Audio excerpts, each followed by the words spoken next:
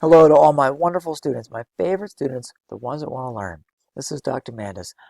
Hey, one more video about titrations. I know there's a lot of them, but this is just about solving the titration problems. Most titration problems are about calculating the pH. I know a titration is about finding the concentration of an unknown. That is key. But in AP chemistry and general chemistry, a lot of it is about, hey, this acid reacts with this base, what's the pH? So basically what we have are neutralization reactions, okay? We call them titration problems, but think about it, they're all neutralization reactions.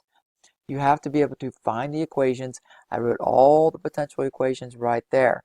They are, all the combinations of strong with strong, weak with strong, stuff like that. If it's a strong acid, you have to be fluent. If it's a strong acid, it is hydronium. If it's a strong base, it is hydroxide. Weak acid, HA, weak base, B. These problems that you most likely encounter, though, are strong acid with strong base or weak with strong. The ones that cause the most dilemma for students are weak with strong, so that's what I'm focusing on here. The steps to solving these problems, you have to write the equation, recognize what the neutralization equation is. You're going to complete a BCA table, which I haven't even freaking talked about yet. When you're done with the BCA table, the BCA table is there to organize your stoichiometry. Do all these stoichiometry problems, but screw it. Do a BCA table. It's like an ice table, but it's not equilibrium, so we've got to use different things. When you're done, you're going to say, hey, what do I got left? Weak or strong acid, weak or strong base, or a buffer. You have to be very adroit at calculating the pHs of these things, because that's the last thing you got to do. So find out what you got, calculate the pH. We're going to roll through a bunch of examples so you can see the redundancy of this stuff. Okay, in every one of these example problems, I'm going to talk about 100 mils of acetic acid being reacted with some amount of potassium hydroxide. You have to realize that potassium hydroxide is just hydroxide. Potassium's a spectator ion, you can bag it. Okay? You also have to be kind of good at your math. 100 mils times 0.2 molar is mils times moles per liter. I know my handwriting is terrible, but cancel the liters and be left with millimoles. You have the factor of 1,000 is buried in the milli. It's easier. Some students have to be purists and say, oh, no. But then you're dealing with 0.00 things, and it's not as easy. It's a lot easier to do mils times molar gets you millimoles. It's just a ton easier. Anyway, so we're going to calculate the pHs after a certain amount of KOH is added. In this first example, we have 0 amount of KOH added. That means we just have a weak acid.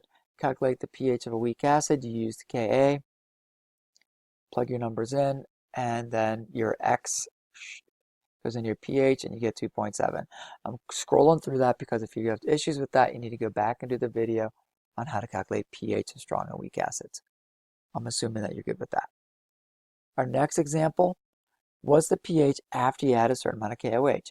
This is when we get to the BCA tables. But it used to be initial change in equilibrium. We don't have equilibrium, so I've just called that after. And to not use initial again, so you don't think of it that way, we're going to use before. The thing about a BCA table is we have different volumes being added here. Because the volumes are coming together to make a greater volume, our concentrations aren't constant. All right, under those equilibrium problems, there's only one solution. So we could deal with concentrations because it was moles per liter and the liter was never changing. But now the liters are changing, which is why you now see millimoles. So we need to calculate millimoles. So 100 times 0.2, we get 20 millimoles. Alrighty, that's where that's coming from. 50 times the 0.1, we get 5.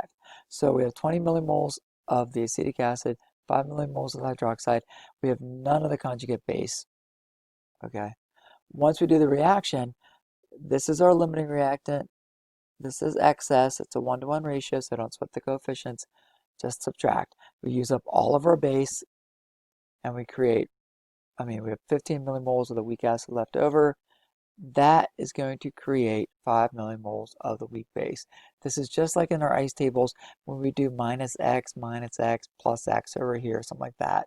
Well, we know the value of x because it's going to be the value of the limiting reactant. So there we go. We have, what do we have left over? Weak acid conjugate base. That means we got a buffer.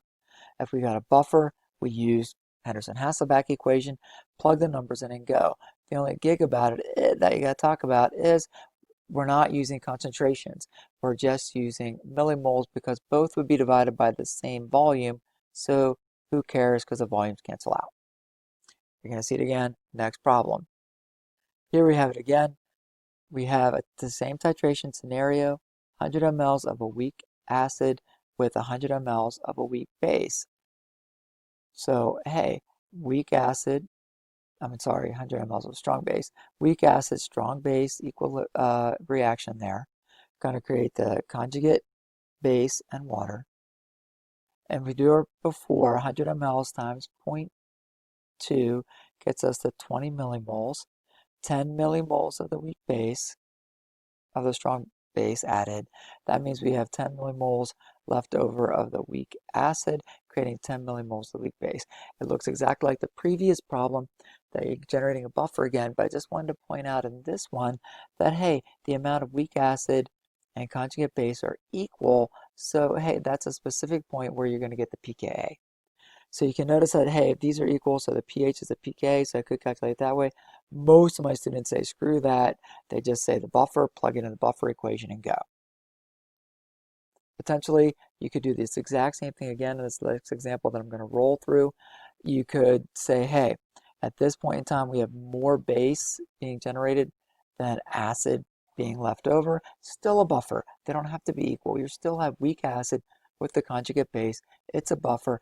Plug it into the Henderson-Hasselbalch equation and go. You should be noticing through all of this that our first buffer was 4.26. Our next buffer, pH is a little bit higher. Next buffer, pH is a little bit higher still. And that's getting us through that buffer region of the titration curve where the pH just meanders up very gradually because of the buffering. And the second to last example I want to show you is what happens when the only thing you got left over is the weak base. Again, you got weak acid, strong base, so you set up the reaction. You have a BCA table. We're still going to have the 20 millimoles of weak acid, but now just to do that math one more time, we got 200 mLs of 0.1 molar, so that gives us 20 millimoles of strong base added. This is the equivalence point because we have neither one of these guys left over. At the equivalence point, unlike a strong acid, strong base, there is a conjugate base. Since there's a conjugate base left over, the pH is going to be a little bit higher than neutrality. How you calculate the pH of the conjugate base? Well, it's a weak base. So calculate the pH of a weak base. Use the Kb. Not a big deal. And if you look at it once you're done with calculation, the pH is greater than neutrality. Makes sense because we got a solution of our weak base. So hey, we have a pH that's basic. Shocker. The last example I want to show you is when you're all said and done, okay, when you do the titration, you did your 100 mLs of your weak acid, you added a whole bunch of strong base. So now when you're done, you end up with some strong base being left over because the limiting reactant is now the weak acid. It's the smaller amount.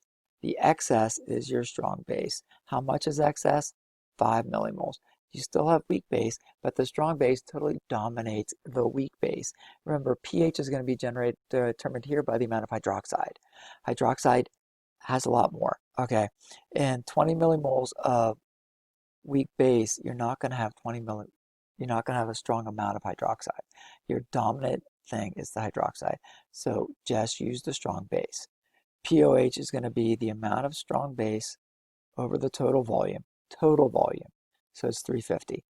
If you notice, this is where not switching between millimoles and moles is kind of nice because the millimole, the milli part of the millimole cancels the milli part of the liter, that factor of 1,000. And you're cool. You have moles per liter, you have molarity, you can just roll and then calculate the POH and the pH and find out that indeed you're highly basic because you got a solution of a strong base.